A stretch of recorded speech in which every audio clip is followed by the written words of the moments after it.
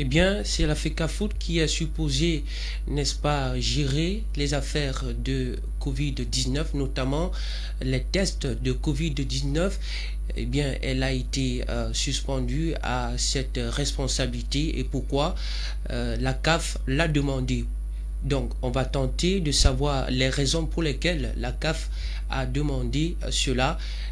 Pour en parler, mesdames et messieurs, je ne suis pas seul sur le plateau. D'ailleurs, soyez la bienvenue dans cette émission Prime Sport de chaque jeudi. Eh bien, nous sommes situés dans l'arrondissement de Douala 5e, à proximité du carrefour Fangoudron-Bangué. Je suis accompagné de Madame Dolly, elle est journaliste. Bonsoir. Good evening, Kanten Etape. Merci d'être là. Thank you very much. It's a pleasure being here too to talk sports to millions of our viewers who are always there to support us and to also ensure that we get ourselves entertained. Yes, you know, Cameroon, when we talk Cameroon, we talk sports. When we talk Africa, we think of sports and the world as well. It's like a culture, and that's why we are here to keep the vibe. So stay glued to your TV sets or your screens and participate with us. À ma gauche, à l'extrême, je vous présente quelqu'un que je devrais plus vous présenter. Il s'appelle Monsieur Blaise Lormegneux. Il nous fait encore l'honneur ce soir d'être là. Bonsoir. Bonsoir Quentin. L'honneur encore de venir d'être invité sur le plateau de Prime Sport. L'honneur encore davantage plus grand quand on partage le plateau avec une dame comme Dolly. J'ai dit également ma reconnaissance aux téléspectateurs de ce programme, aux techniciens de cette chaîne de télé qui se démêlent au quotidien pour que nous puissions échanger avec vous, pour que nous puissions analyser des sujets portant sur le sport avec vous. Nous sommes des hommes, nous sommes faillibles. Nous pensons que notre analyse pourra vous éclairer tout au long de cette émission. Merci et très bonne émission à tous. J'espère que les téléspectateurs auraient d'ailleurs compris. Eh bien, pour participer à cet autre programme, les numéros ou bien le numéro est affiché déjà au bas de votre petit écran, le 672 07 49 37. En dehors de cela, vous pouvez laisser vos commentaires dans notre page Facebook Mamedia Prime TV. Donc, n'hésitez pas, l'émission c'est pour tout le monde. Vous gardez la parole, Monsieur Lormegneux. Voilà, la FECAFOOT qui a été, n'est-ce pas, destituée de cette responsabilité, notamment qui renseigne sur la gestion des tests de Covid-19. Comment analysez-vous cela? J'ai appris cette information, ça fait 2 semaines et naturellement, quand on est Camerounais, on se sent déçu. On se sent déçu parce que c'est une sorte de crise de confiance. La confiance n'est pas seulement pour l'institution qui est la FECAFOOT, la confiance c'est pour tous les Camerounais. Ce n'est pas les administrateurs de la FECAFOOT qui participent aux tests, c'est nos valeureux médecins qui ont jusqu'aujourd'hui assuré une très grande riposte vis-à-vis de la Covid. Depuis, ça fait plus d'1 an aujourd'hui que nous sommes emparés par cette épidémie, par cette pandémie, je vous l'ai dit. Nos valeureux médecins ont accordé une très grande riposte. Preuve en est, on peut regarder le nombre de décès que nous avons jusqu'aujourd'hui. On se rend compte qu'on a un corps de santé très performant. Sauf que le corps de santé lui seul ne suffit pas. La fédération est l'organe de tutelle, est la représentante de la CAF au Cameroun. C'est elle qui sert de relais avec cette fêtière. Quand on sait ce qui s'est passé pendant le CHAN, on ne peut pas condamner la CAF. Le Cameroun, pendant le CHAN, a fait preuve de beaucoup de naïveté. Nous nous souvenons encore le match contre la République démocratique du Congo, où nous avons poussé les joueurs du Congo hors de leur réserve. Ils n'ont pas été concentrés pour le match à cause des tests Covid. Comment nous l'avons fait? Justement, si nous revenons à cet épisode, il était question que les joueurs et tout le staff congolais passé au test. Mais malheureusement, les résultats du test ont fait avant que les médecins ne puissent communiquer les résultats au staff médical de l'équipe du Congo. C'est les journalistes, c'est certains membres de la fédération qui ont pris sur eux de le faire, soit en réunion technique, soit en conférence de presse, ce qui n'était pas du tout académique, ou alors j'allais dire ce qui ne respecte pas les procédures en la matière. Et quand on vit ce type de choses, quand on connaît l'impact de cette information sur le match qui a eu lieu par la suite, on comprend les réserves que peuvent émettre la Confédération africaine de football aujourd'hui. On n'aimerait plus que cette même boute se produit. Donc c'est tout à fait naturel que la Confédération africaine de football retire la gestion des tests Covid à la fédération camerounaise. Mais il faut encore être clair. Je rappelle que c'est dans le cadre de la CAN. Oui, c'est la fédération camerounaise gère les tests Covid, gère juste administrativement les tests Covid. C'est pas les médecins camerounais qui sont incompétents, ni les laborantins camerounais. Et je peux même parier qu'on aura sûrement dans cette équipe de la CAF pendant cette compétition beaucoup d'experts camerounais qui vont servir parce qu'on les connaît compétents. Sauf que on a la malchance d'avoir au niveau des prises de décision des personnes qui n'ont peut-être souvent pas le profil de l'emploi. Désolé, je n'insulte personne, mais les faits en disent eux-mêmes. Nous avons constaté pendant le CHAN, la gestion des tests Covid était chaotique. En fait, la communication sur les tests Covid était chaotique. Parce que je ne peux pas remettre en question la qualité des tests. Je remets en question la qualité de la communication qui suit ces tests. Contre le Congo, jusqu'à preuve du contraire, on ne nous avait jamais présenté un test qui disait les joueurs et l'entraîneur du Congo positifs à la Covid-19. C'est une rumeur qui a circulé, c'est une rumeur qui a déstabilisé cette équipe. Et à la fin, la vérité c'était que les tests ont été réellement faits et toutes ces personnes qui avaient été suspectées n'étaient pas contaminées par cette pandémie. Oh, malheureusement, peut-être comme Camerounais, ce jour on a savouré la victoire, mais en tant que sportif, quand on connaît la règle qui nous est imposée, celle du fair play, c'était comme une victoire empoisonnée. On n'a pas envie de déstabiliser un adversaire jusqu'à ce niveau avant de le battre. Et quand on connaît qu'on n'avait pas une mauvaise équipe, on a des jeunes qui se battent, on peut aller armes égales et on gagne ces équipes. Pourquoi vouloir toujours procéder par des basses manœuvres pour pouvoir remporter un match? Comme je disais encore, je veux conclure par là, je ne condamne pas la CAF, mais la CAF prend cette décision ou a pris cette décision par rapport au précédent que le Cameroun a démontré pendant le CHAN. Ce n'est que normal qu'il puisse se prémunir d'une telle boule pour la prochaine compétition. D'accord, c'est compris.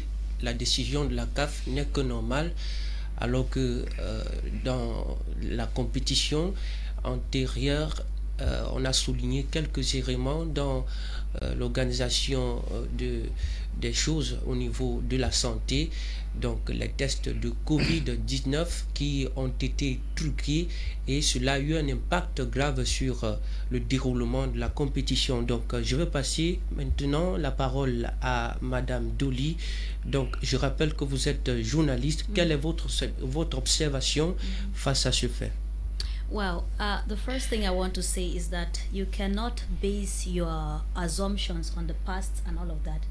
The truth is that in life, everybody makes mistakes. Maybe 100% Cameroon did not meet up to the expectations when we hosted the CAN, and maybe the CHAN rather. We did not meet up to certain maybe global standards and all of that. But I just want to say that, okay, this is COVID-19. No country can boast of the efficiency when you talk about, battling this pandemic and, being able to come out with standards, medical facts or maybe regulations and all of that on how to combat the pandemic as a whole. So no country has been able, to battle COVID-19. So whatever rumors that emanated, and they always say that there is no smoke without fire.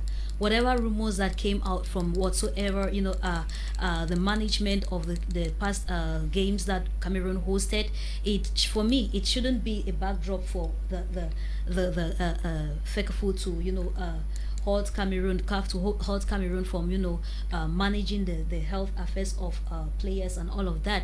Because this reminds me of the situation of, it just takes me back to, colonization and all of that, where colonial masters give you people powers and then you are still limited in exercising the powers that have been given to you. You're told to manage this, and then you are limited when it comes to a particular aspect. It demoralizes you. It just feels like you are a stooge. Yes. That you're just controlled and used like you're a remote you're used with a TV that's been manipulated with a remote control. All right, you are supposed to do this and you're not supposed to do this. Yes. Every country makes mistakes. You understand? Everybody and every system makes mistakes. But the truth is that you cannot base your judgments on mistakes. Give Cameroon another trial. Give the country, the hosting country, another trial. First of all, we all know that these games have been postponed. You understand? They have been postponed, and there is a lot to tackle, and there is a lot to consider and take care about, and all of that. And then the report that is coming in, it's a little bit funny, especially based on the fact that maybe the embarrassment that Congo, the DRC received during the former games and all of that. It's true. In one way, maybe it demoralized them in the games. They did not perform to standards or expectations and all of that. But it's a game. That's why it's called a game. You have things that you have obstacles, and you also have points to encourage you to go further, but it has nothing to do with the organizing committee. At this point, it makes me think that there is no trust in the country. There is no trust in management of maybe one or two political aspects, that are linked to the health facilities and maybe kits that have been provided, or one or two things. Maybe there are other considerations that have been taken to suspend Cameroon from, exercising these rights as they ought to, because customarily they have to organize as in terms of everything. You can't tell me that, okay, the country organizes, you host, you take care of the hotels, you take care of the stats, you take care of everything that has to do with accommodation, and to accommodate the players as well as the fans and every other person who will be coming in. And then when it comes to the health, you tell them that no, they can't. It makes us feel like we are the least country in Africa or whatsoever. But I remind you that during the first phase of the coronavirus pandemic, I think Cameroon was one of those countries that were appreciated, globally, to have handled COVID-19 to a certain level. I mean, the way Cameroon handled COVID-19, I mean, it was really encouraging compared to other African countries. And so, coming back to that, when you look at these two aspects, a country that has been able to at least contain the spread of the virus to some extent, then you still come again, and then you handicap them, you deprive them of this particular aspect. So it tells that there is a lot of maybe political questions that we cannot answer all of them except the organizing committee at that level. So it's a bit embarrassing. It's an insult to the country, and as well to the medical corps, because it makes us feel like we are not competent. It makes us feel like, no, we are not up to standard, and it makes us feel like, okay, we are just being used to do this because we are available for that. Donc vous avez souligné là que c'est une sorte de manque de respect et un manque de bonne gérance des affaires qui concernent, n'est-ce pas, le Cameroun et l'Afrique tout entière. Donc on va vous garder la parole, on va prendre ce message qui vient d'arriver. Quentin Itapé et bonsoir le panel. C'est un véritable régal de vous suivre tous les jeudis. Épiloguer autour des questions sportives. Maintenant, à mon avis, au sujet du thème de ce soir, la CAF a plutôt peur que les mêmes causes produisent les mêmes effets. Maxime Assoudoua depuis Douala. C'est compris, Maxime Assoudoua. Madame Doli, est-ce que vous êtes d'accord avec ce panéliste qui pense que, n'est-ce pas, elle a fait qu'à foot? C'est-à-dire, comment a-t-il dit encore? Just read it again. Voilà, je relis le message. Il dit, la CAF, autant pour moi, la CAF a plutôt peur que les mêmes causes produisent les mêmes effets. Yeah, at some point, I think, but that's why when I started talking, I say you cannot generalize from a past error. It is not correct. And you don't give the people who are hosting a defeatist spirit. You understand? You make them already scared also as well as the host country, because they will start considering that, okay, maybe in terms of infrastructure, maybe they will come and evaluate that it is not up to standard. It is never correct. So I think that at this point, curbing them, or maybe stopping them from doing everything that has to do with the organization is just like, all right, I know that you can do this, but when it comes to this, you can't do it. So it is never correct to me. I don't think it's It's correct. Monsieur Lomigne, vous voulez réagir? Oui. C'est-à-dire la CAF a peur que la FECAFOOT commette les mêmes erreurs. Oui, et le précédent, qui est celui du CHAN, ne plaide pas toujours pour le Cameroun. Et je ne vois pas déjà cette décision dans le sens de la suspension du Cameroun. Il faut déjà qu'on remette les choses à l'ordre. C'est la CAF qui organise sa compétition. Ah oui, c'est qui clair. est la Coupe d'Afrique des Nations. La CAF peut décider de déléguer une compétence à la fédération, mais comme elle peut décider sous elle-même gérer cette compétence. C'est le cas des hôtels. Quand la CAF arrive, la CAF prend possession de toutes les infrastructures, les hôtels, les stades, et c'est la CAF qui met à disposition des hôtels, des stades aux équipes qui doivent prendre part à la compétition. Je trouve que prendre sur elle la responsabilité de gérer les tests Covid, pour moi même c'est revenu à une sorte d'équité. Équité pourquoi? Le Cameroun peut même très bien gérer les tests, mais il y aura toujours ce regard critique des adversaires. Il y aura toujours ce regard qui pense que le Cameroun fait tout en sa faveur. Pourtant, en laissant la CAF, qui est l'arbitre de la compétition, qui est l'organisme neutre, organiser ce type de choses, c'est toujours avantageux pour le pays d'accueil.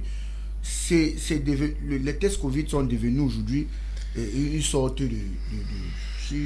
de poids pour les équipes ou les fédérations qui accueillent les matchs. Il suffit que vous recevez une fédération ou une équipe dans votre pays, qu'un joueur soit effectivement malade et que dans son pays, on considère ces résultats comme une sorte de triche parce qu'on voudrait éliminer les adversaires. Pourtant, sur le fond, le joueur peut être effectivement malade. Pour moi, je trouve que ça libère la Fédération camerounaise de football, ça libère davantage l'équipe du Cameroun vis-à-vis de ses adversaires, parce qu'on ne prendrait plus comme prétexte que le Cameroun a manipulé les tests pour pouvoir éliminer certains adversaires. Mais est-ce que le Cameroun ne pourrait pas se plaindre? Non. Pourquoi se plaindre? La CAF a le droit sur ces compétitions. Comme je disais encore à l'entame de mon propos, la CAF peut déléguer une compétence à une fédération, comme elle peut décider elle-même de gérer cette compétence. C'est la même chose. Pendant la compétition, qui gère la communication de la CAF?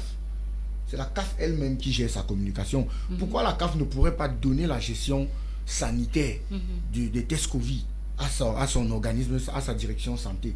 Ce n'est que logique. Et pour moi, Camerounais, je ne vois pas ça comme une humiliation. Je vois ça comme un poids de moins. On va engager cette compétition étant plus serein. On va préparer notre équipe. On ne sera plus trop préoccupé à savoir sur ce que les autres vont dire, puisqu'à ce moment, la responsabilité reviendrait à la CAF. Je suppose l'incident qui est arrivé contre le Congo. Si c'est la CAF qui gérait les tests Covid, le Cameroun n'aurait pas à trop s'expliquer parce qu'il n'était pas mêlé à ça. Mais on a dû donner des explications. Ça a écorché l'image du pays parce que c'est le Cameroun qui gérait la CAF, je veux dire les tests Covid. L'information qui avait été communiquée, c'était que c'est le médecin de l'équipe nationale du Cameroun qui a communiqué à son collègue du Congo. C'est un journaliste qui a communiqué à son collègue à l'équipe du Congo. L'information, la FECAFOOT n'était réellement pas impliquée dans ça, mais ça a dû impacter tout le Cameroun. Ça a dû impacter l'image du Cameroun, ça a dû impacter l'image de la fédération. Dans quel sens ceci, il faut préciser? Impacter l'image de la fédération, si vous avez regardé les communications qui étaient faites par les Congolais, par les chaînes congolaises et même sous les médias sociaux, c'était que le Cameroun a voulu éliminer les joueurs du Congo par les tests pour pouvoir les gagner facilement sur le terrain. Cette information a été longuement ventilée. Pourtant, aucun officiel de haut niveau camerounais n'a été impliqué à cette fuite d'informations. Et déjà, le Congo avait eu ces problèmes depuis le début de la compétition, où ils avaient en permanence au moins 7 membres de la délégation, y compris les joueurs qui étaient testés positifs à la Covid.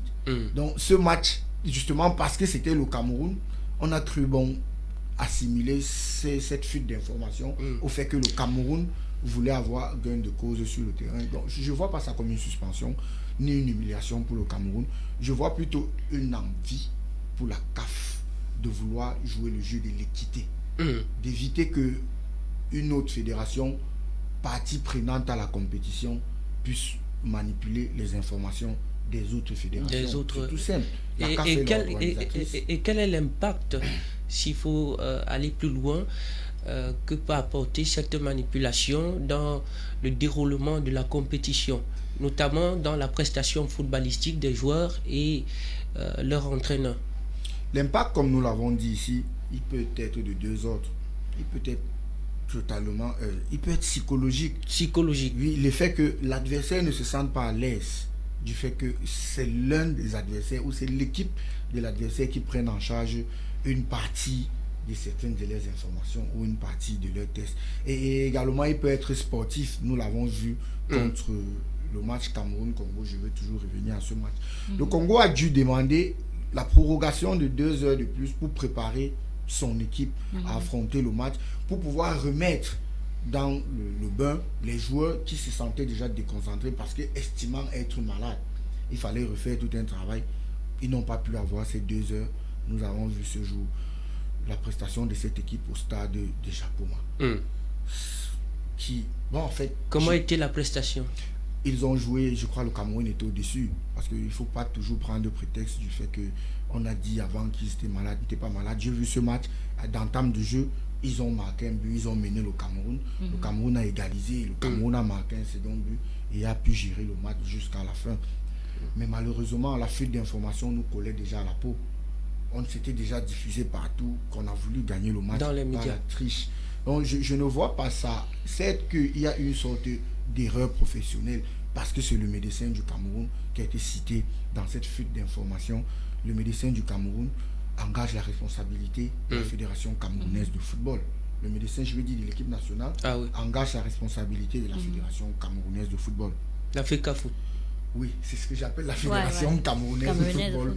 Donc, la CAF, en prenant ce pan de la compétition, ce pan qui est devenu très sérieux à sa charge, je crois que ça va éviter les contre-expertises permanentes. Parce que là, si le Cameroun devrait encore gérer ce pan de la santé, je parie que tous les adversaires du Cameroun qui devaient être testés positifs devraient demander une contre-expertise. Parce qu'ils devaient psychologiquement se dire que c'est une manœuvre du Cameroun pour pouvoir fragiliser leur équipe. D'accord. You know, just to react to what it, Oui, allez-y. Just to react to what he's saying, you see, he will not take it as a point of humiliation. But I will tell you that I'm taking it as a point of humiliation. Why? Because I think there are other ways that the CAF would have taken, you know, to handle this situation. Taking the case of DRC Congo, right, the Democratic Republic of Congo, and all of that okay, medicine, a Cameroonian physician, you know, paramedic from Cameroon, you know, was the one who, you know, diffused the information and it went out there. It would have been better if CAF came the second time with maybe a more equipped team. You understand? Maybe to inform, like reinforce the team, the medical team at place. Like maybe you do a lot of checks and control. If this person is not competent to this level, the person will not be a part of the medical team and all of that. And then also, it's also important for us to note here, how much was this information followed up? Like when I say followed up, as in, you know, picking out the doctor who actually spread the hoax, that's the false information.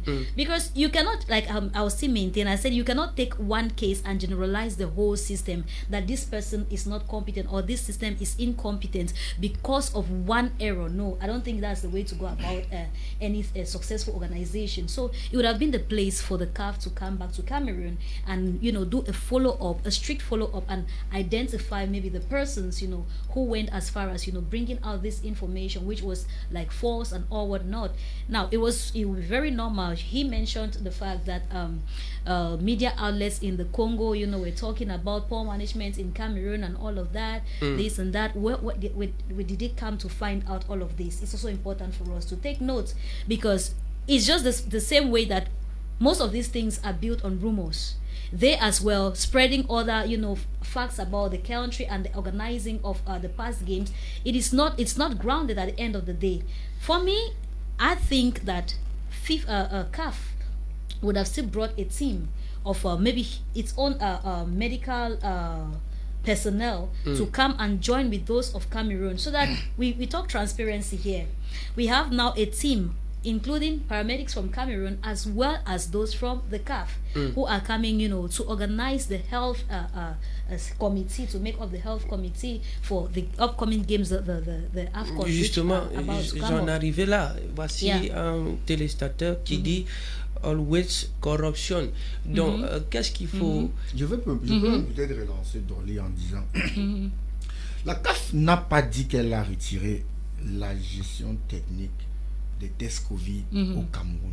La CAF a retiré la gestion, je suppose, administrative des tests Covid au Cameroun. Parce que, étant au Cameroun, ils auront besoin des laboratoires du Cameroun. Ils auront nécessairement besoin de la main forte du personnel de santé du Cameroun. Je ne vois pas la CAF importer des laboratoires sur tout le territoire. Rappelons que cette compétition aura 6 poules.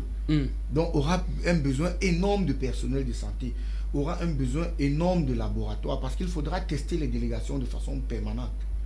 Et strict. Donc, je ne vois pas en mal. La CAF gère juste administrativement. Administrativement veut dire, la CAF envoie les délégations se faire tester, la CAF reçoit les résultats et communique à la délégation Mais les médecins camerounais ne sont d'office pas out.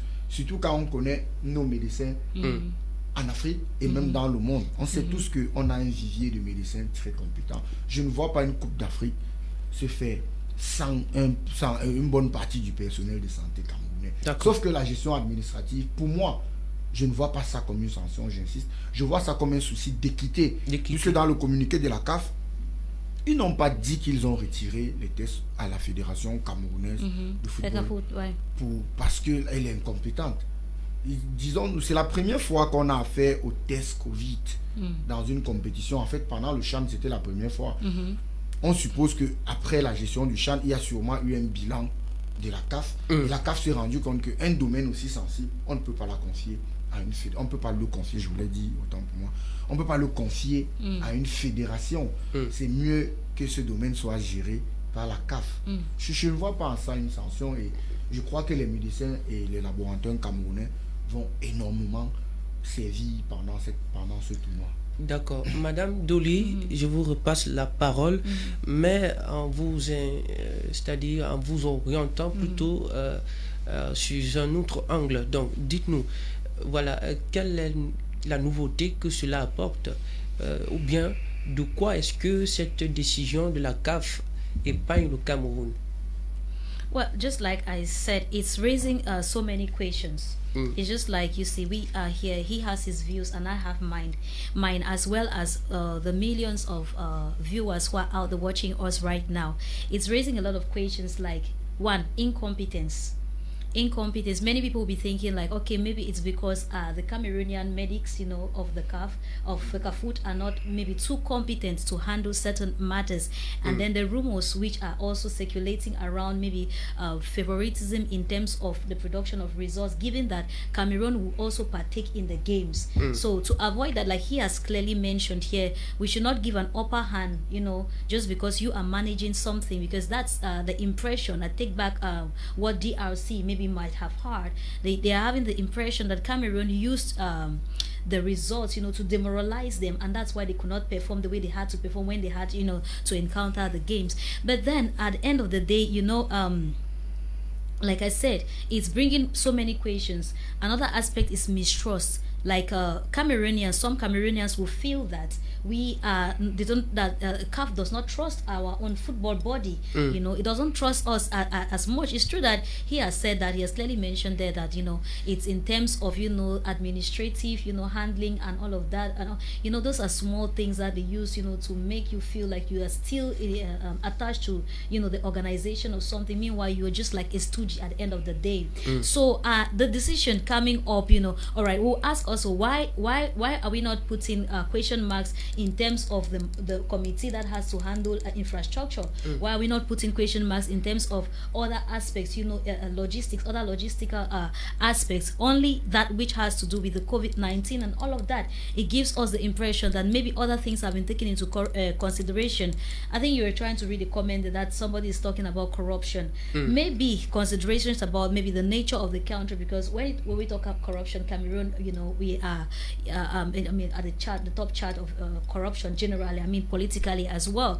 Maybe there are other things that have been considered. Or on the other side of it, content, many people may be worrying, like, is it that the past Chan were not successfully managed? Is it that Cameroon did not organize to the satisfaction of EcoFood? Or is it just because the AFCON 2021 had already been stated that Cameroon will host, and that's why they could not like take it back again from Cameroon, and then just like, okay, let's just go with them and all of that, but this one you will not handle it, which means that it makes maybe some people might be feeling like they're just going with the games because it has already been stated that Cameroon was going to host, and then that's what is going to happen at the end of the day. Like I earlier told you, for me, it's raising the decision is raising so many questions to the critical mind. D'accord. On va vous arracher la parole, hein, de temps pour moi de lire ce message qui vient d'être envoyé par un téléspectateur. Donc, je suis très d'accord avec le monsieur parce que le scandale du champ a été un cas d'école et la CAF n'en tire que des leçons à travers sa décision de retirer cette gestion des tests Covid-19. Et concernant le point de vue de la dame, l'admission d'une probable erreur, le message est arrivé incomplet. Donc c'est notre cher ami Maxime qui intervient ainsi. Donc monsieur Lamegny, en attendant qu'il envoie le reste de son message, j'ai envie de vous poser la question, qu'est-ce qu'on peut dire à la fin de ce sujet? Quelle est l'issue à emprunter pour rester ou bien à l'abri des surprises? Je crois que l'issue, la CAF a déjà prise. La CAF a donné les directives. Elle va prendre sur elle la charge de l'organisation des tests Covid. Il faut le dire, la CAF n'a que fait une annonce. La CAF n'a pas encore communiqué sur toute la structuration, sur ce qui va se passer concernant ce domaine. Ils ont juste fait une annonce, je crois, à la sortie d'un comité exécutif. Ils ont juste fait une annonce. Donc nous attendons la suite, la structuration et l'organisation. Qu'est-ce qu'il faut faire concrètement? Mettre sur place un comité indépendant, libre? Un comité indépendant, naturellement, oui. Oui, parce que la CAF a un département santé, tout comme elle a un département compétition internationale, comme elle a un département elle est bien organisée. Je crois que ce département va pouvoir sûrement faire un appel d'offres où ils doivent solliciter des laboratoires et les accréditer pour faire ce travail. Et au Cameroun, on a assez de laboratoires compétents. On a comme le Centre Pasteur, pour ne pas citer les laboratoires, on a plusieurs laboratoires compétents. Nous faisons énormément de tests aujourd'hui. C'est le cas pour des personnes qui voyagent. Ils font des tests et jusqu'à ma connaissance, on n'a pas encore décrié du fait que les tests faits au Cameroun sont arrivés à l'extérieur, se sont avérés des mauvais tests, se sont avérés positifs. Donc pour le moment, le personnel de santé du Cameroun bénéficie encore du bénéfice du doute, ou jouit encore du bénéfice du doute. Je crois que la CAF, c'est peut-être la seule façon de procéder, pouvoir agréer des laboratoires ou un laboratoire qui aurait à sa charge la gestion de ces tests, la gestion technique de ces tests, parce qu'il faut le dire, il y a la partie administrative et la partie technique. Bien dit, hein? Madame Dolly, vous voulez ajouter quelque chose pour le mot de fin du premier sujet? Just like he's saying, at the end of the day, CAF has not brought out like an official declaration and all of that as concerns that, but I think that what will be essential is that the Cameroonian paramedics of EcoFood should still be incorporated, because if you tell me that I'm doing something, give me the right to do it completely because you trust me. If you limit me at a certain aspect because of one error or one mistake or one information, then it means that I'm just being used. So that's what I can say. Cameroon or the medical corps should still be incorporated with whatsoever administrative or technical team that will be brought up by the CAF. D'accord. Avant de clôturer cette première partie, on prend directement ce message. Je crois que c'est Maxime Assoudoua qui envoie la moitié de son message en disant « Je voudrais qu'elle comprenne, c'est-à-dire Madame Dolly, qu'en médecine, l'erreur n'est pas permise car moindre erreur est toujours désastreuse, voire mortelle. » Donc c'est Maxime qui envoie ce message. Quelque chose à lui dire par rapport? Well, he has his opinion. He has his point of view. Il a ses opinions. On doit respecter les opinions de chacun. Alors, mesdames et messieurs, c'est ici que nous tirons un rideau, c'est-à-dire dans cette première partie de notre émission. En tout cas, on prend directement sans détour le deuxième sujet qui nous renseigne immédiatement sur les barrages des Jeux Olympiques Tokyo 2021. Je sais que vous êtes au courant de la défaite des Lions indomptables chapeautés par Alain Diomfak. Vous vous rappelez, il y a de cela quelques jours seulement, la première rencontre était programmée le 10 avril en Turquie, à Antalya. Les Lions étaient battus de 2-1 contre l'équipe de ce pays. Donc c'était un match aller, un match retour donc qui était programmé pour le 13 avril.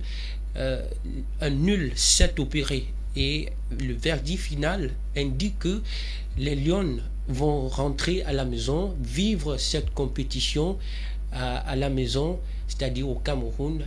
Donc, elles n'iront pas à Tokyo pour participer à cette autre compétition internationale. Donc, nous allons analyser le match tout à l'heure, mais avant, nous allons regarder cet élément. On se prend juste derrière.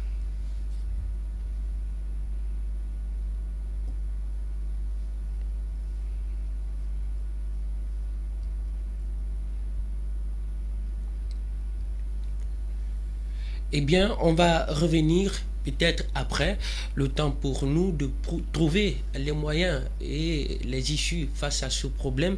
Eh bien, je vais passer directement la parole à M. Blaise Lormenieux. En tant qu'un acteur du football camerounais, je rappelle que vous aviez été secrétaire général de Bamboutos, sportif de Bouddha, de New Star, autant pour moi. Donc, quelle est votre analyse face à ce sujet qui concerne les Lions indomptables? L'analyse de celui que je peux être, du Camerounais que je peux être, le premier, avant de donner mon analyse, je vais d'abord donner mon sentiment. J'ai été déçu à la fin des deux matchs. Je suis déçu de savoir que la très belle équipe des Lions ne sera pas aux Jeux Olympiques. Pourquoi je veux dire la très belle équipe des Lions? J'ai été déçu par le résultat final parce qu'on ne sera pas à la compétition, mais j'ai pas été déçu par le jeu. Certes, on n'a pas marqué, mais on a vu sur le terrain une équipe enthousiaste, une équipe prête dans le jeu, surtout parlant de la deuxième partie, le match qu'on a joué à Antalya, le 13. On a vu une équipe joueuse. Contre la Chili. Contre l'équipe la Hoja chilienne. Une équipe dominatrice, une équipe qui avait le pied sur le ballon. Malheureusement, on n'a pas pu scorer. Toutes nos tentatives ont été vaines. L'analyse que je peux faire est toute simple. On n'aurait pas dû attendre le match de barrage pour passer. Si cette équipe qu'on a vue contre la Hoja, si on avait eu cette préparation longtemps avant, je crois qu'on pourrait passer en jouant au match contre la Zambie. On ne devrait pas perdre ce match pour se trouver dans une situation inconfortable comme celle que nous avons vécue ces jours-ci. Sinon, j'ai tiré le coup de chapeau aussi, qui ont tout donné pendant ces deux matchs, qui ont tout donné. Malheureusement, il n'y a pas eu le résultat à la fin. Et je crois que les prochaines occasions, il faut qu'on accorde plus de crédit dès le début de la compétition, qu'on accorde plus d'importance à la préparation, à tous les matchs, parce que on a tout le sentiment qu'on s'est réveillé à la fin en fait. Si on avait accordé la même importance qu'on a vu contre le match contre la Chili, le Chili, je voulais dire, ou l'équipe chilienne. La Aura chilienne, si on avait accordé les mêmes importances au début du tournoi, je ne crois pas qu'on serait dans cette situation. Bon, c'est devant les difficultés qu'on apprend. Je crois qu'on tire les leçons de notre élimination et les prochaines compétitions, on sera un peu plus sérieux. Comme quelqu'un l'a toujours dit, la somme des erreurs fait l'expérience. Donc, Madame Doli, avant de vous passer la parole, on va d'abord regarder cet élément. On se prend juste derrière.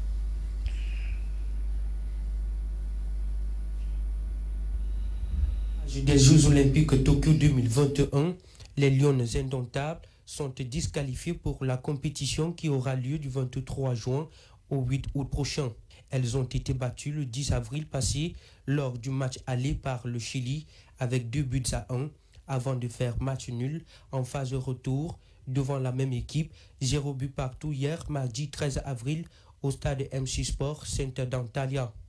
Les joueuses d'Alain Djumfak n'iront pas finalement à Tokyo. Elles vont vivre la dite compétition dans leur pays, à la maison, à travers les médias. Je pense que la défaite n'est pas un échec mondial, quoi. Si elles n'ont pas pu se qualifier cette fois, elles peuvent le faire pour la prochaine fois. Moi, je suis très contente pour la prestation de l'équipe. Je crois qu'on doit seulement rester fair play. Dominatrice dans la rencontre d'hier, l'équipe de shoot Njoya Adjara va monopoliser le ballon durant les 2 périodes du jeu sans jamais trouver les fonds du filet chilien pour combler au moins les 2 buts encaissés samedi dernier. Pour ce qui concerne la Ligue des champions européens, le Bayern de Munich a chicoté le PSG hier en quart de finale manche 2-2 au stade du Parc des Princes en France avec 1-0. Le but est marqué par le Camerounais Maxime Choupo-Moting à la 40e minute. Malgré cette victoire, en raison de 3 buts marqués à l'extérieur, Paris Saint-Germain a décroché au mental sa qualification pour les demi-finales de la Ligue des champions. À l'affiche de ce soir, Liverpool contre Real de Madrid à 20h au stade d'Anfield en Allemagne. Dortmund, quant à lui, jouera contre Manchester City, toujours à la même heure, au stade Iduna Park. Eh bien, voilà, nous sommes de retour sur ce plateau magnifique. Je vais directement passer la parole sans tourner, Madame Doli. Je rappelle que vous êtes journaliste une fois de plus. Quelle est la lecture qu'on peut faire du match Cameroun-Chili durant cette semaine? Good. Comptant pour les éliminatoires JO 2021 Tokyo. Who can actually be happy with the elimination? Nobody can even be happy with defeat at the end of the day. But I want to say that a very big kudos to them, because at least they even took us to that level, you understand, and it's a privilege that at least we even got to that level. I think it was since 2012, after their encounter in London, that they were having this second opportunity to make it for the Olympics this year, which they've not been able to get to that level. And they played well. If you watch the match content, you see that from the start of the game, both teams had fading chances of scoring and all of that, which means that at the start of the match it was really tight, and it shows that Cameroonians they did their best at they gave in their own best. But then I also want to talk analytically that it's like you have you're comforted with the victory, your past victory, and they underestimated the Chileans. When I say they underestimated them, it's because Cameroon had once gone to the Olympics or reached that level where they would have gone to the Olympics in 2012, like we earlier mentioned there. And the Chileans, it's the first time, if I'm not mistaken, of coming to this point, and Cameroon was going with the aim of winning, but the Chileans were coming with what? The aim of winning and not to be defeated.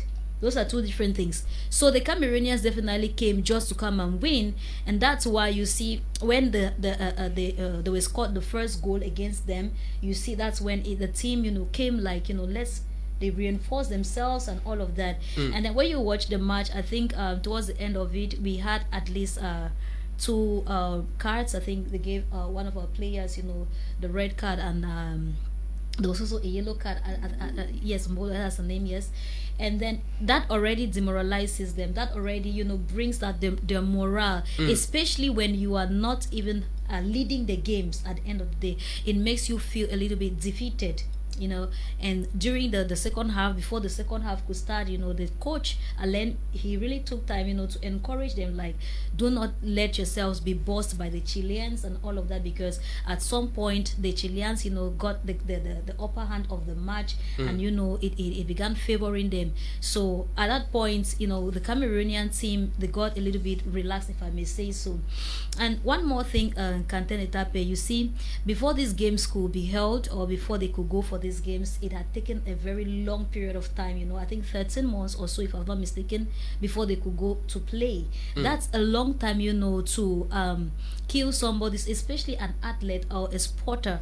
You have to be active all the time. And so maybe, though they might have been training and all of that, they must have passed through trainings and all of that, but then that was so much time that maybe the Chilean team was maybe highly practicing, you know, maybe on a daily basis, but then maybe other Cameroonian Lionesses were busy also maybe with their club activities, their local clubs and all of that, and then we had limited time maybe to reincorporate ourselves to train properly for the match. But that notwithstanding, I know that they did their best, you know, because I think Abuzi Ongene, she was, you know, really broken after the match, like, I cannot believe myself, you know, it happened, and that's how we saw the games. But I think they really played fairly enough. D'accord. En tout cas, comme l'a dit un Camerounais, la défaite n'est pas tuante.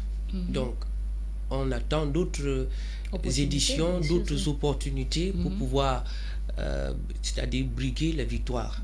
Donc, et je sais que le Cameroun, le pays de Samuel Eto'o, le pays de Chout Andjara, Njoya, le pays de Roger Mila en est capable. Donc, on va très rapidement prendre le message de ce téléspectateur qui aime notre émission avant de passer une fois de plus la parole à M. Blaise Lormineux. Eh bien, il dit bonsoir à vous sur le plateau, très belle émission, beaucoup de courage à toi, camarade. Au Chimine depuis Yaoundé. Donc, vous participez à l'émission, n'appréciez pas seulement la dite émission. Donc, le sujet est là, vous envoyez vos contributions, vos opinions, et je tiens à vous rappeler que les opinions de tout un chacun sont respectées. Donc, directement, je vous repasse la parole, Monsieur Blaise Lormineux. À qui la faute lorsqu'on constate que le Cameroun qui est parti à la chasse et ne rentre pas à la maison, même avec une seule souris, même avec un petit gibier pour donner de la joie à la maison à ceux qui sont restés sur place? Est-ce que c'est la faute? Est-ce que c'est de la faute de l'entraîneur? À qui la faute? C'est le mot que nous affectionnons le plus au Cameroun, couper les têtes en fait. Couper les têtes, je ne suis pas trop partisan de couper les têtes. Mon expérience en tant qu'administrateur m'a démontré que dans le sport, il faut être patient. Il faut préparer. Je vais justement m'étaler longuement sur ce que je pense de l'équipe du Cameroun. Vous allez vous rendre compte que M. Enon Gachou a pris du temps pour construire cette équipe. À la fin de la Coupe d'Afrique que nous avons hébergée au Cameroun, il a eu une promotion. Il est passé directeur de l'Académie nationale de football, où il a été remplacé à l'équipe de football féminine par, je crois, le coach Ndoko, Joseph Ndoko, qui n'a pas fait long feu et que très vite a été ramené sur le banc de touche Alain Djemfa. Alain Djemfa, il faut le rappeler, c'est celui qui a accompagné M. Enon Gachou dans son aventure de la Coupe du Monde, de la Coupe d'Afrique au Cameroun, dont il connaissait déjà très bien cette équipe. Pourquoi je ne serais pas partisan du fait qu'on coupe les têtes? Parce que je crois qu'une grande équipe se construit sur la durée. Alain a repris l'équipe à la fin, après la Coupe d'Afrique, au coach Ndoko. Pendant ce temps, il a renouvelé énormément l'équipe, pratiquement, je vais même dire à 50%. Il a 10 ans. Quand nous avons vu le match de l'autre jour, on a vu une jeune gardienne de 17 ans On a vu sur tous nos côtés, Mani, la capitaine emblématique, n'était plus, Mofometou n'était plus, Raïssa n'était plus, Gaël, qui était notre avant-centre, n'était plus. Ça, il faut déjà voir cela. On a peut-être raté une qualification. On a vu une équipe joueuse. Une équipe de football ne se fait pas en une compétition. Oui, vous avez cité quelques joueuses là. Qu'est-ce qui justifierait leur absence dans le foot a une fin de cycle. On ne peut pas jouer au football toute sa vie. Gaël, actuellement, aujourd'hui, elle suit ses formations pour être entraîneur de football. Raïssa, je crois, elle sort d'une blessure. Dans tous les cas, une équipe, ça se renouvelle. Mais pendant le temps de renouvellement, c'est un temps où il y a une sorte de cassure. On ne peut pas toujours attendre que, au moment où on est en train de s'aimer ou de labourer, qu'on soit en train de récolter au même moment. Mais maintenant, est-ce que la semence que nous avons vue l'autre jour est une bonne semence? Moi, je trouve que c'est une bonne semence. On a une équipe qui, aujourd'hui, il y a une bonne partie de joueuses qui atteignent déjà l'âge de la retraite, en fait, qui atteignent déjà un âge un peu élevé, comme Johnson. Mais on a également des jeunes filles qui arrivent en puissance. Est-ce qu'en enlevant Alain maintenant, ça favorise la cohésion de notre équipe? Je ne crois pas. Je ne crois pas.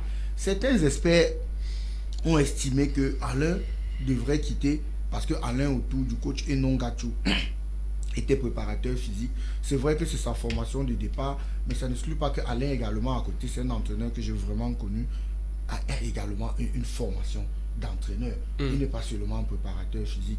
L'équipe nationale de football féminin n'est pas sa première expérience. Alain est entraîneur, ça fait aujourd'hui près de 2 décennies. Il a coaché des équipes en championnat local.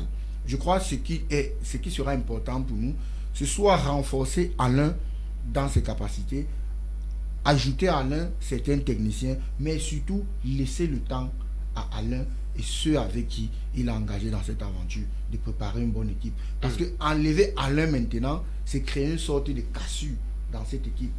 L'équipe nationale féminine n'existe pas seulement pour les Jeux Olympiques. Il y a plusieurs compétitions en vue. Nous n'avons pas pu nous qualifier pour les Jeux Olympiques. Directement, on se remet au travail pour préparer les prochaines compétitions. Comme je dis, je ne suis pas adepte des têtes coupées. Je pense que on peut travailler sur la durée avec un entraîneur. Un entraîneur, c'est une philosophie de jeu. Une philosophie de jeu s'étale sur la durée. Et déjà qu'il est en train de faire un très grand travail, désolé de me répéter, un très grand travail de renouvellement, c'est que notre équipe a énormément besoin. On a la chance également qu'il essaye de faire une sorte de sélection melting pot où il prend des joueurs évoluant à l'étranger et également les joueurs qui jouent dans notre championnat. Non, mais c'est ce qui se passe parce que l'on a constaté que le jour du voyage des joueuses vivant dans le pays, c'est-à-dire au Cameroun, c'est pas tout le monde qui était dans le même cortège ou bien dans le même avion. Donc les joueuses arrivaient de compte-gouttes, ce qui venait d'abord de là où elles jouent, internationalement parlant, et on a compris directement que ce n'était pas, l'équipe n'était pas uniquement formée des joueuses camerounaises. Bon, pas des joueuses camerounaises, des joueuses évoluant au Cameroun. Voilà. Malheureusement, c'est la mauvaise habitude que les équipes africaines ont. On n'a pas les moyens forts pour pouvoir regrouper nos joueurs en une seule séance. Et en plus aussi, quand vous avez des joueurs qui évoluent dans des grands clubs et qui sont encore en compétition, vous n'allez pas les avoir pour des semaines, comme Adjara, qui est aujourd'hui cadre de l'Atlético de Madrid. On ne doit pas l'avoir d'un coup de main. Mais il a fait l'effort. Je ne trouve pas le temps de rassemblement comme une sorte de faiblesse de l'équipe. Je crois que notre équipe souffre de sa jeunesse, comme toute équipe qui est en train de grandir ou toute équipe en restructuration. Laissons juste le temps, je crois qu'on aura une bonne équipe. Les 2 buts qui nous ont éliminés sont 2 buts qu'on a pris sur des coups de pied arrêtés. Généralement, quand on prend 2 buts sur les coups de pied arrêtés, ça ne démontre pas une équipe faible, mais ça démontre une équipe qui n'est pas encore totalement en place. On n'a pas été battu dans le jeu. Dans le jeu, on a eu des supériorités. On a vu un match où nos 3 attaquants ne se retrouvaient toujours pas. Gaël, je veux dire, Adjara, Ongene et la jeune qui jouait en 10 là. s'y retrouverait toujours pas. Mais je crois qu'il faut laisser le temps à cette équipe de travailler des automatismes, de se préparer. On aura des très bonnes compétitions à la suite. Dolly, vous avez quelque chose à dire? Well, just like not deviating so much from what he has said, it is true, in every game there must be a winner and there must be a loser at the end of it. But to me, I still maintain the fact that the Cameroonian team relied so much on maybe past assumptions, you know, maybe they came with the energy like, okay, no matter what, we were going to win. I think they were a little bit relaxed to some extent. It's true that when the match started, there was tight or fierce, you know, the playback and all of that, you know, they did their best to you know, play with the Chileans, but towards, you know, the heart of the game, the Chileans took another twist. To me, they took another twist because that's when they started leading with the goals, and when they started leading with the goals, that's when Cameroonians, now the Lionesses, began, you know, feeling the need to be more defensive. But unfortunately, the defense team also, you know, the defense lineup for the Chileans was as well not too easy, you know, to come by with, because I think Ongene had so many chances as well, which were not, you know, successful, you know, to earn us the goals that would have, we needed just 2 goals, you know, to qualify, just like the Chileans as well. But then we were not able. We see that it was towards the end of the game that, you know, they had the seriousness, you know, to mount and then play. But then it was unfortunately too late, because at this time already the Chileans also had braced up themselves, because they knew that Cameroon was definitely tough. And I still want to say that, not blaming anybody here at the end of the day, because it's not a matter of maybe the line up, you know, the drawing up of the line up, like which player was placed or which player, because the team was actually good. The team was good, but at some point there were so many assumptions that had been considered maybe by the team, and, you know, maybe they were not expecting that this young team, you know, could just come and be this fierce, you know. They had it in mind, like, no matter what, they will always be the Lionesses, and, you know, the true nature of the lion is to, you know, tear down anything that comes across its way. But unfortunately, you know, it so happened that we lost it. But I saw seriousness towards the end of the game. It was really intense, and if these girls had the chance, would have made it, you know, with a draw or maybe even more than that. But the time had passed when they, you know, they came in with the seriousness, and had it been they came, you know, they took the coach's advice from the second half, because the first half they were a bit lax. They let there was you could still see the Chileans, you know, a little bit bossy over the Cameroonian team, and then after the second half, you know, that's when they began gaining steam.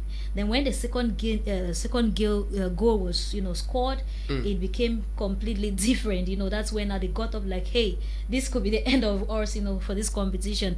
But I think at that point, the waking up period, it was a little bit limited, because the Chileans had already mastered their game plan, and they knew that whether you play like this or you play like this, we still have a strong defense line and other things, you know, like I earlier mentioned, that other aspects, you know, discourage them in some way or the other, with the red cards and the yellow card, all of that. It has a way that it destroys a footballer's psychology, especially if you are the losing side, and that's exactly what we received there as well. So time did not favor them, and they also played so much on time, because maybe they thought that at the end of the day they would still be the winners. But unfortunately, well, like you said, defeat is never the end of it. There are still many opportunities and many chances. I believe strongly in them.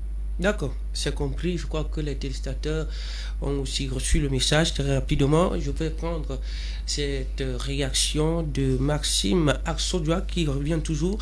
Je tiens à rappeler qu'il n'est pas le seul à participer à l'émission. Vous aussi, vos réactions sont attendues. Ne dormez pas. Donc réagissez. Nous prendrons la peine de lire vos messages. Donc il dit: je suis très surpris que les Camerounais soient surpris de cette élimination. Peut-être nous ne savons pas que les débuts de toute compétition justifient la fin et que la fin justifie les moyens. Maintenant, quels ont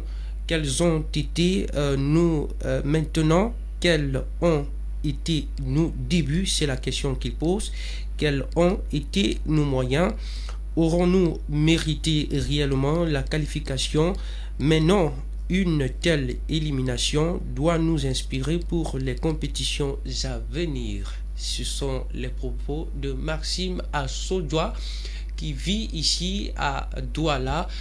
Donc, merci d'ailleurs pour ces brillantes réactions. Donc, je vous laisse le soin de dire un dernier mot, peut-être sur la tactique et la tactique même du jeu. Qu'est-ce qu'il faut modifier, Monsieur Lormeigne? Qu'est-ce qu'il faut modifier en tant que... je suis administrateur, je ne suis pas membre de l'équipe technique. C'est que je pouvais observer de ma place d'administrateur ou de téléspectateur. Oui. C'est une équipe qui circule bien dans le jeu, mais qui a des problèmes face au but. Parce qu'on a eu plusieurs occasions, soit on a vendangé, soit on n'a même pas pu cadrer, ou à des moments, on avait l'impression que les attaquants ne communiquaient pas énormément entre elles. Plusieurs fois, Onguene a eu la possibilité de mettre sur but l'une de ses coéquipières, ce qu'elle n'a pas pu faire. Je crois que nous avons manqué du jeu devant les goals.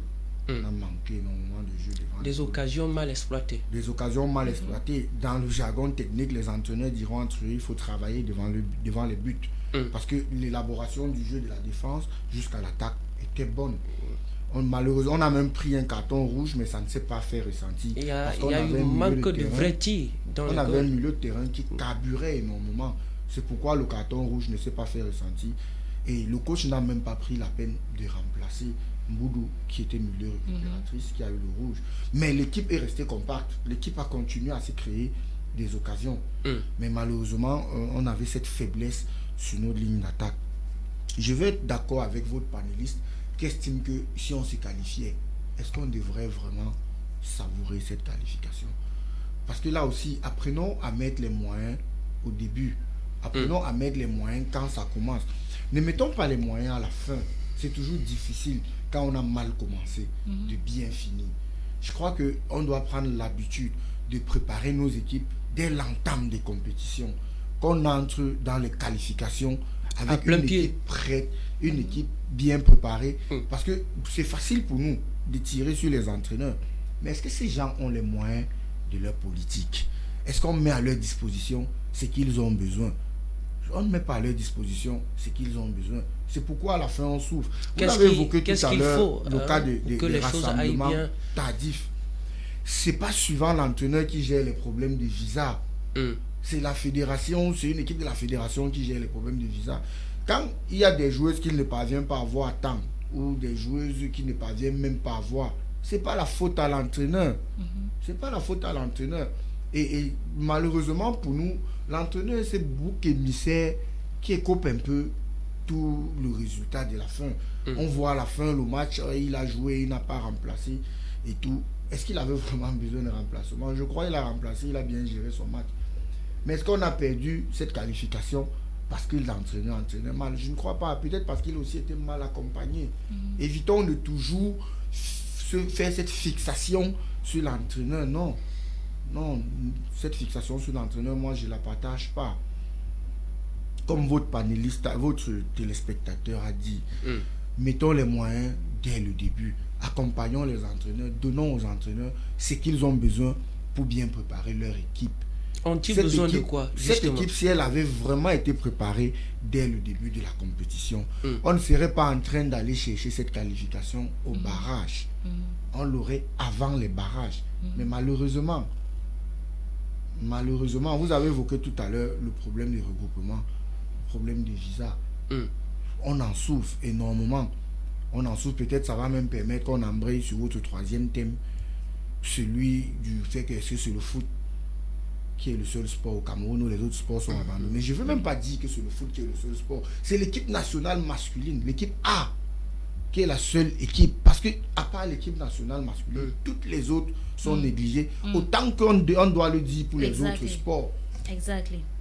D'accord. Madame Dolly. Yes, that's a very wonderful point he has raised there. Without the fan club, without the necessary support, especially from your country, you could not have the energy, you know, to reproduce what you're expected to reproduce. Now, these are the Lionesses, you know, traveling far away out of the country and the continent to go and represent the country. But how much support were Cameroonians giving back? You know, even those who were at home and those who were watching, you know, the news about their defeat has spread even more than their preparation. I don't know if you understand what I'm saying here, because many people are more talking about, you know, the defeat than the preparations, than they accompanied them. Because when you go on the internet right now, oh, the Lionesses have been defeated. You know, all the blogs are writing about this. But how many bloggers could write that Cameroon will be partaking in the games? How many bloggers were proud of the country? How many news outlets, you know, supported the country? And how many people, even in the host country where the games were being played, how many Cameroonians went there to support and to cheer them up? And then it now brings me back to saying that it's like a particular team that has been valorized other than others, because now we are talking about AFCON, right? AFCON is coming up, and you see the way many Cameroonians will still be engaged, you know, in supporting, you know, the games that are upcoming. So at some point, maybe lack of the necessary fan base, you know, the enormous fan base can still cause a team to go, you know, into the games and come out, you know, being the loser, because you don't have people who cheer you up, or you don't feel that much, you know, of value in from your own people. But many people want to talk only about your defeat and maybe ton échec, c'est ça qu'on dit en français. Yes, talk about your failures instead of your potentials, your victory, and all of that. Even before the games, many people will comment, you know, say things like, what are they even going to do there? And I was also saying something, you know, with 13 months before these games, before Cameroon had this encounter with the Chileans, I think they were defeated also by the Zambians, and that might have also had a way to rupture, you know, even their techniques and all of that. And at the end of the day, Kanten, it's a game, it's a game, but that's not the end of it. That's not the end of it, but it opens our eyes to say that even us who are the fans, we must give the Lionesses or whatsoever team that we look up to the maximum support. We need to give them the maximum support. Yeah. Ok, j'ai compris.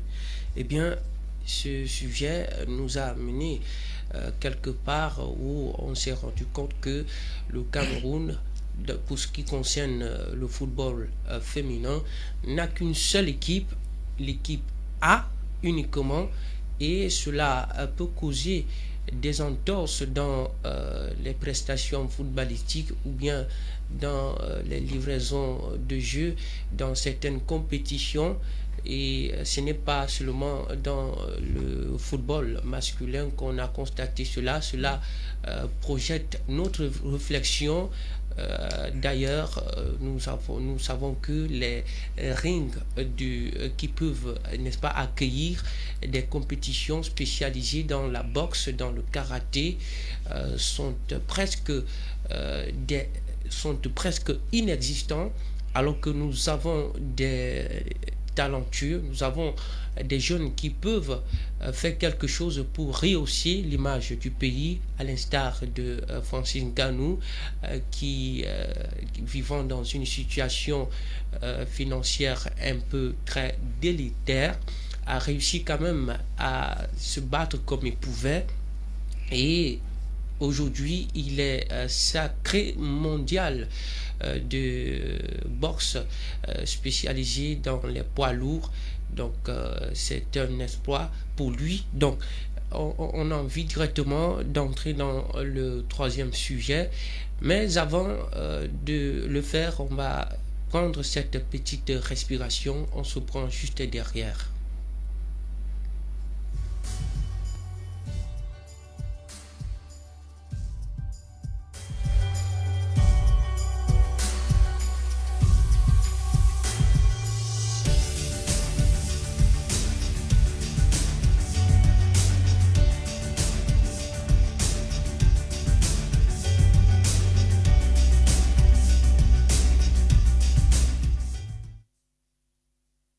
Voilà, du retour sur notre plateau, mesdames et messieurs. Vous êtes bel et bien dans votre émission Prime Sport de chaque jeudi.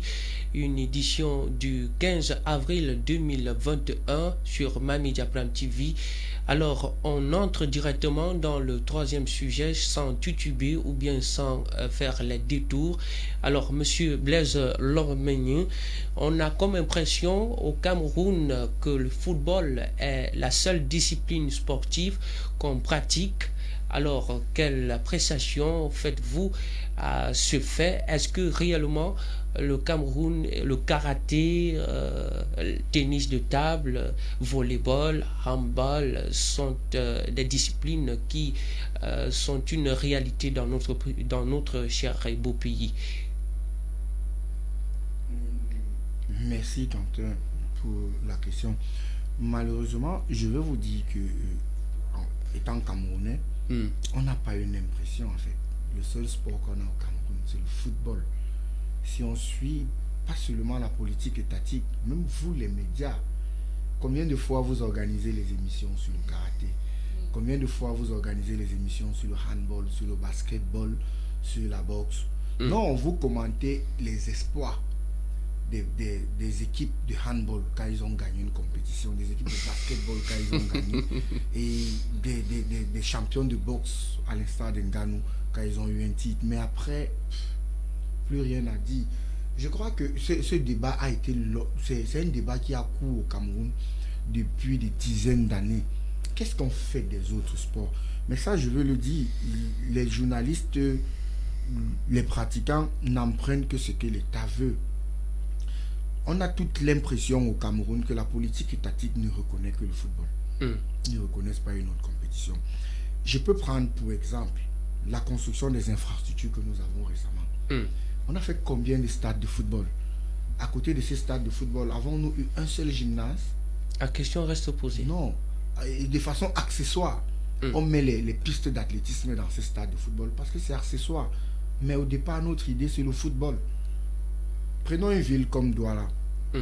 Nous avons, désolé, je ne fustige pas, mais nous avons 2 éléphants blancs.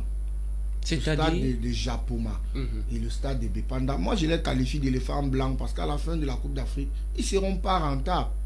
Ça, il faut le dire. Je ne crois pas qu'une ville comme Douala, on avait besoin de s'encombrer de 2 grands stades. Quand on sait qu'à côté de ces stades, on a aménagé le stade de Bonamou Sadi. On a aménagé le stade de Aqua.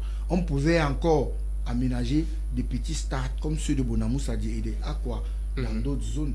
Mais pas nécessairement besoin de 2 grands stades qui nous ont coûté. Qu'est-ce qu'il fallait donc faire? De France. Il fallait investir plutôt dans d'autres disciplines. De ce stade, on pouvait faire un gymnase. On pouvait faire un palais des sports, à l'image du palais des sports de Yaoundé. Or, un complexe même. Quand on sort du palais des sports de Yaoundé, si vous êtes basketteur, vous êtes à Douala, vous allez aller jouer au basket où? À Douala? Si vous êtes à Douala, vous allez jouer à Douala. Jouer au basket où? Dans quel stade? Dans quelle infrastructure? Si vous voulez jouer au hand, vous allez jouer au handball où? Si vous voulez jouer au tennis, vous allez jouer au tennis où? Si vous voulez même courir, vous allez courir où? Parce qu'il faut encore le dire, ces stades ont certes les pistes d'athlétisme, mais ils sont hermétiquement fermés aux athlètes. Les athlètes ne découvrent ces stades qu'à la veille des compétitions. Ils n'ont pas la capacité de s'entraîner sur des bonnes pistes. Ils découvrent ces stades seulement pendant les compétitions. Je crois que le seul sport considéré au Cameroun, c'est le football. Et le dit, c'est pas insulter les autorités étatiques. C'est visible. Aucun autre sport n'est encouragé. Jusqu'au lycée. Jusqu'au lycée. Si vous redescendez voir les activités dans les lycées, pendant les FENASCO, pendant la semaine de la jeunesse, vous verrez essentiellement le football. À côté de ça, vous ne verrez pas d'autres activités.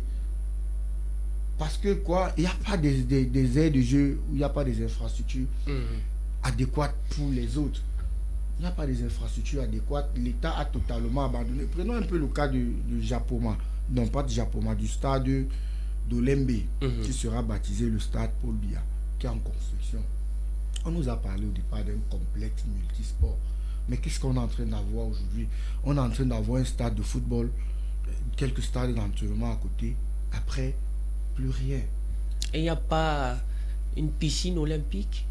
Ça, Si on veut nager à Douala, qu'est-ce qu'on fait? On veut nager à Yaoundé, il n'y a pas.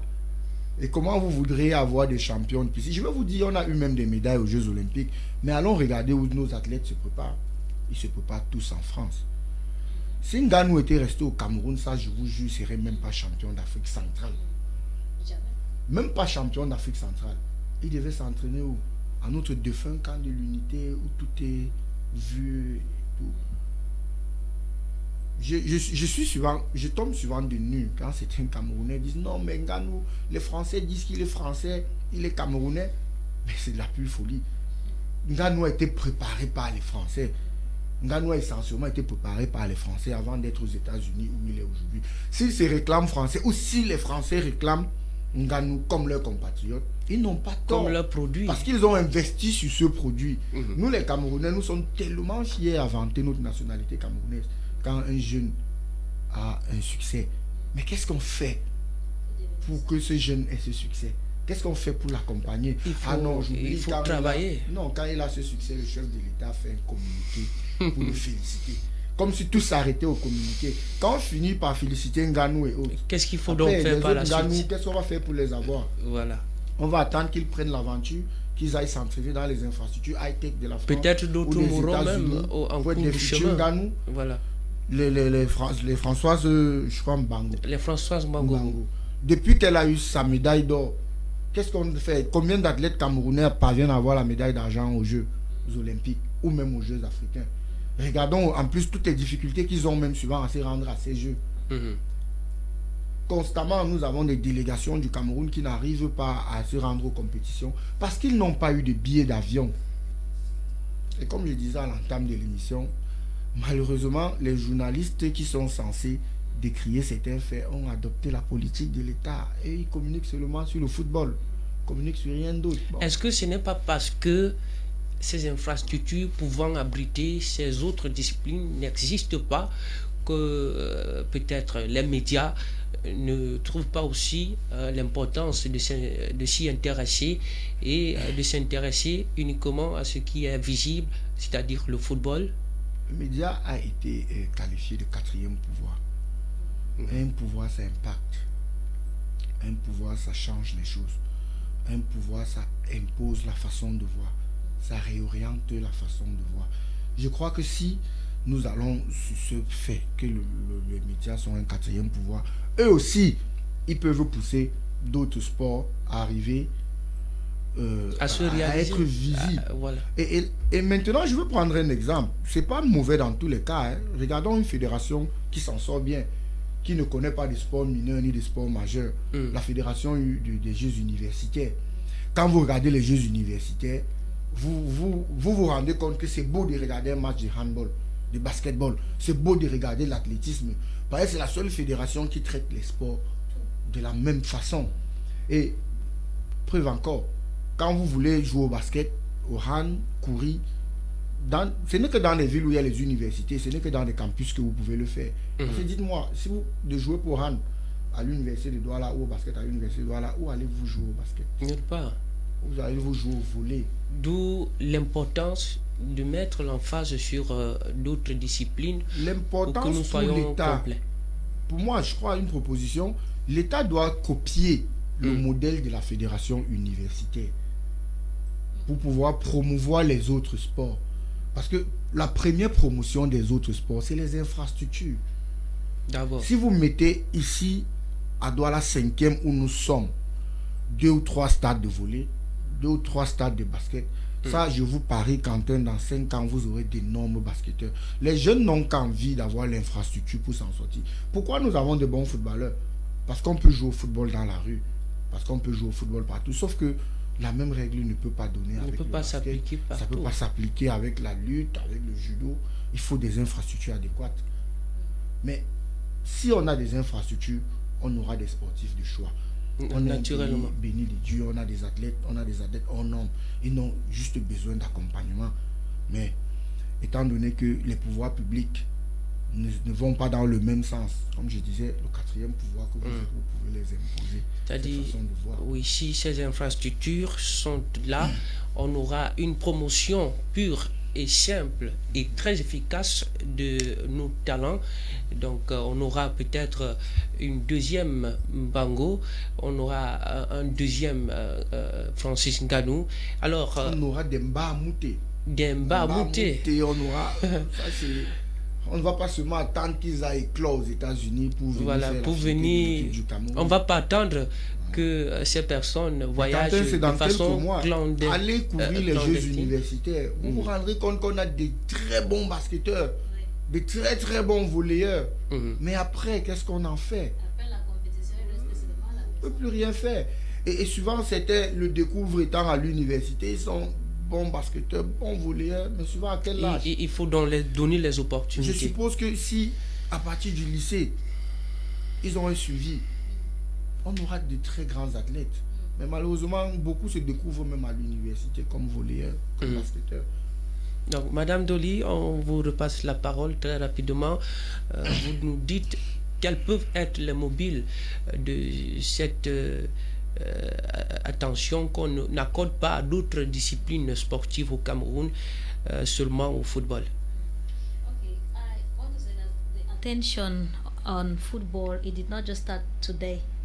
From the very, the ancient times, the olden days, football has always been at the top of the BA parlors, especially when we talk sports in Cameroon. When you have maybe local competitions like, inter-club competitions, people mostly sit in their bars and they want to sit on the screens and they mostly watch football. So from the way back, from the days back, football has been valorized more than other competitions, more than other games naturally. And I want to take, he is talking about infrastructure from his one point of view as the main factor that can promote a particular discipline to be known in a country. And in this case, football maybe has been valorized for so many reasons. I take the case of the financial backing, surrounding football. First of all, the package that comes for a player is enormous compared to the other disciplines, compared to the other sports and all of that. And the chances now of making it big time, they are very, very, very easy for anyone who has the talent. And he rightly mentioned that football, whether infrastructure or not the right infrastructure, you just need a ball. Talents can be discovered in football, even with someone or a child playing even an orange in the in the quartier or in the neighborhood, and talents can be discovered from there. And then so much interest, not just from the nationals themselves. We've heard of cases where a child has been discovered with these talents in football, and maybe there is a foreigner or someone who passes around and discovers a child and then takes the child, sponsors the child through an academy, and then the child becomes a star tomorrow, And I take the other case with the other disciplines like basketball, volleyball, handball. See the way they are being played in the neighborhoods. These are not games which are too common in the neighborhoods. No, they are not too common. But then we have football. It's played like by almost everyone, by almost or watched and enjoyed by almost everybody.